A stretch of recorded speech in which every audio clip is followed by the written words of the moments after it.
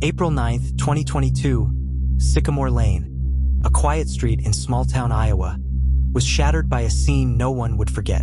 Inside a modest two-story home, the bodies of Lena Whitmore, a 32-year-old pregnant woman, and her two daughters, Madison, 7, and Ella, 4, were found lifeless in their beds.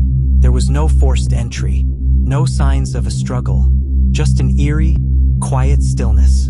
Lena's mother had made the discovery after her daughter stopped responding to calls and texts. What she found behind that front door would haunt the town forever. At first, no one could understand how this could happen. Lena was known and loved in the community, active in church, warm with neighbors, and recently pregnant with her third child. Her husband, Michael Whitmore, was a respected volunteer firefighter, the picture of calm and compassion. As the town mourned, fear crept in. Killer was out there, and no one knew why. Initial suspicion turned toward Reed Callahan, a new and reclusive resident who had recently moved into the neighborhood. Locals described him as strange, someone who kept to himself and walked the streets late at night. He had a record from another state, and his odd behavior made him an easy target. But when police dug deeper, Reed was cleared.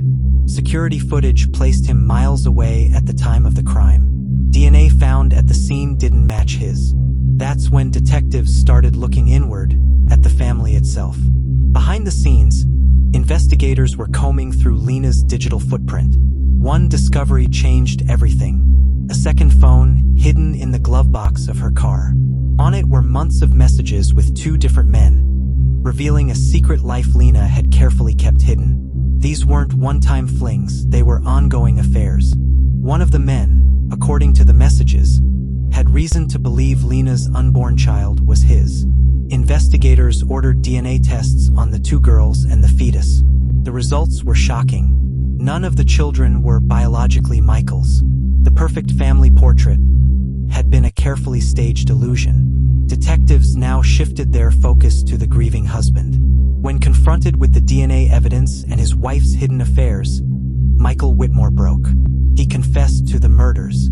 2 weeks before the crime, Michael had discovered Lena's secret phone. He read every message, realized the girls he raised weren't his, that the baby she was carrying belonged to someone else.